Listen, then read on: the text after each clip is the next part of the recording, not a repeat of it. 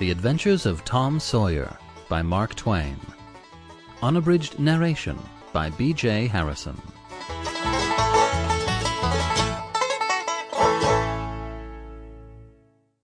Preface. Most of the adventures recorded in this book really occurred. 2 or 3 were experiences of my own. The rest those of boys who were schoolmates of mine. Huck Finn is drawn from life. Tom Sawyer also, but not from an individual. He is a combination of the characteristics of 3 boys whom I knew, and therefore belongs to the composite order of architecture.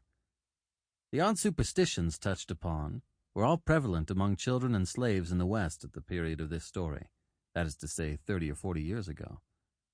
Although my book is intended mainly for the entertainment of boys and girls, I hope it will not be shunned by men and women on that account, for part of my plan has been to try to pleasantly remind adults of what they once were themselves, and of how they felt and thought and talked, and what queer enterprises they sometimes engaged in. Signed, The Author. Hartford, 1876. Chapter 1. Tom? No answer. Tom! No answer. What's wrong with that boy, I wonder? You, Tom! No answer. The old lady pulled her spectacles down and looked over them about the room. Then she put them up and looked out under them. She seldom or never looked through them for so small a thing as a boy. They were her state pair, the pride of her heart, and were built for style, not service. She could have seen through a pair of stove lids just as well.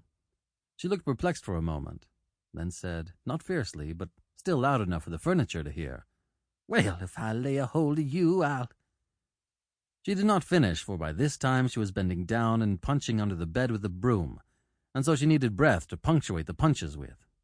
She resurrected nothing but the cat. I never did see the beat of that boy. She went to the open door and stood in it and looked out among the tomato vines and Jimson weeds that constituted the garden. No Tom. She lifted up her voice at an angle calculated for distance and shouted, "You, Tom!"